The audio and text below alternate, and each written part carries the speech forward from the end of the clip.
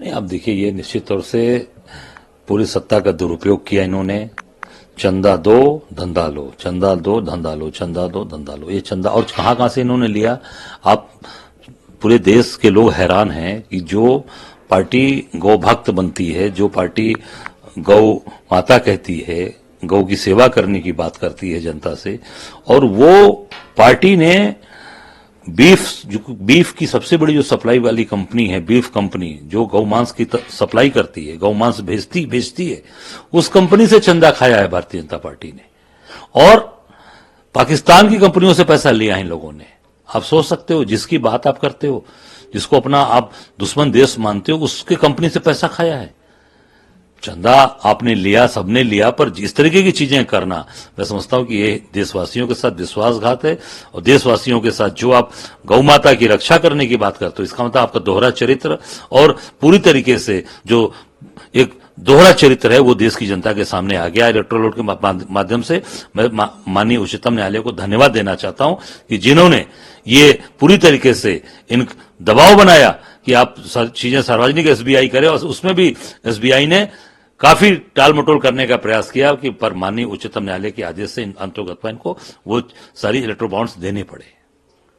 कांग्रेस नेता राहुल है और इस शक्ति से हम लड़ रहे हैं, इसको किस तरह से? नहीं, निश्चित तौर से राहुल जी ने बहुत ही सोच समझ के बात कही है, और जो पूरे देश के अंदर डिमांड उठ रही है, सभी पढ़े लिखे वर्ग के लोग, माननीय उच्चतम न्यायालय के एडवोकेट्स लोग, हाई कोर्ट के एडवोकेट्स, और जिन्होंने बड़ा आंदोलन किया दिल्ली के अंदर, चल ही रहा है, तमाम सीनियर ब्यूरोक्रेट्स और तमाम रिटायर्ड लोगों ने इस तरह की बात की। आम जनता जो देख रही है कि किस तरीके से ईवीएम के अंदर गड़बड़ियां की जा रही हैं, राहुल जी जो बात कही है वो सही बोला कि इनकी पूरी जान ईवीएम के अंदर बसती है, और पूरी तरीके से ये उस पे ये लगे हैं लोग कि कैसे भी चुनाव में, क्योंकि बार बार इस तरह की जो कैलकुलेशन बोलते हैं, ये कैलकुलेशन इस हिसाब से बोलते हैं कि इन्होंने सारी चीजों को सेट करके रखा है, इस नाते ये चीजों को मजबूती के साथ कह पाते हैं। और राहुल जी ने बहुत ही सही बात कही है। सरकार एसबीआई और आईटी की रेट जो है पढ़वाई जाती है, विपक्षियों पे दबाव बनवाया जाता है, इसका शक्ति के रूप में प्रयोग हो रहा है। उन्होंने कहा नहीं, अभी एक महाराष्ट्र के नेता के ऊपर बोला जो कांग्रेस छोड़कर गए, उन्होंने नाम नहीं लिया, और उन्होंने कहा कि उन्होंने मेरी मां से, आदरणीय सोनिया गांधी जी से, उन्होंने रो रो कर कहा कि हम ईडी का दबाव, ईडी का जो मेरे ऊपर प्रेशर है उसको हम बर्दाश्त नहीं कर पा रहे हैं, इस नाते हम कांग्रेस को छोड़कर जा रहे हैं। उन्होंने कहा ये बात, रो कर चले गए। आप सोचिए, आप ऐसे कितने लोग होंगे, हजारों की संख्या है जो दबाव में जा रहे हैं। उत्तर प्रदेश के कई बड़े नेता भी जो ज्वाइन किए हैं वो सब ईडी के दबाव में गए हैं। अब देखिए, अजय कपूर जी गए बेचारे, चेहरा उनका उतरा हुआ था, चेहरे पे कहीं मुस्कान नहीं थी, रुआसा चेहरा था, जैसे जब उनको बुके दिया गया, जैसे लगा कि जबरदस्ती थमाया जा रहा है, गले में दुपट्टा डाला जा रहा है, ऐसे जबरदस्ती उनके गले में कोई फांसी का फंदा डाल रहा है।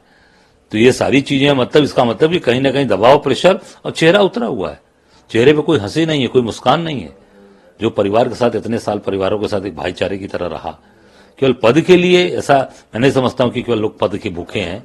कहीं ना कहीं उनको लगता है कि नहीं, आज हम अपना मान सम्मान हमारा गिर रहा है, और प्रतिष्ठा हमारी गिर रही है, उसके बाद भी वो निर्णय लेना पड़ रहा है। कहीं ना कहीं ये पूरा दबाव है, सरकारी एजेंसियों का दबाव है, इस नाते लोग जा रहे हैं।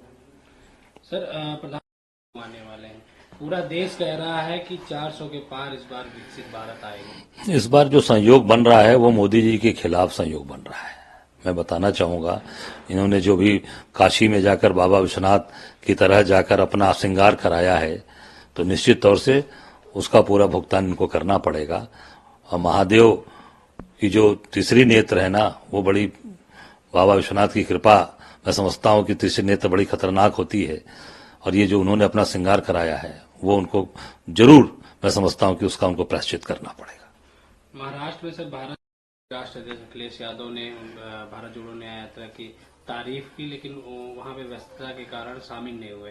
भाजपा कह रही है कि कहीं न कहीं गठबंधन में फूट नजर आ रही है। भाजपा का काम ही यही है। भाजपा का काम तो अपना काम करो, जो आपको काम मिला है, बेरोजगारी दूर करो, महंगाई दूर करो, जो सिपाही भर्ती आपने कराया, गुजरात से लेकर यूपी तक आपने आपकी गोदाम से पर्चे लीक हो रहे हैं, उस पर ध्यान दो। मेरी जहां तक जानकारी है पूरा गठबंधन एकजुट है, और अखिलेश जी कहीं व्यस्तता के कारण या कुछ ऐसी चीजें नहीं, उन्होंने बाकायदे पत्र लिखकर, लेटर लिखकर तारीफ की है और उसमें उन्होंने प्रशंसा की है राहुल जी की। तो मैं समझता हूं कि ये भारतीय जनता पार्टी की जो दूषित मानसिकता है वो सामने आती है। सर कपिल निश्चित तौर से अब जो उन्होंने कहा है, इतने विद्वान वकील हैं तो उनकी कुछ सोच समझ के ही बोला होगा। सर जदयू नहीं, जो ये तो ध्रुवीकरण की चीजें ही चल रही हैं। चुनाव 2019 में कानून बना और 2024 में लागू किया जा रहा है। तो मैं समझता हूं कि ये पूरी तरीके से इसको केवल और केवल ध्रुवीकरण की राजनीति है और ध्रुवीकरण करना चाहते हैं ये लोग।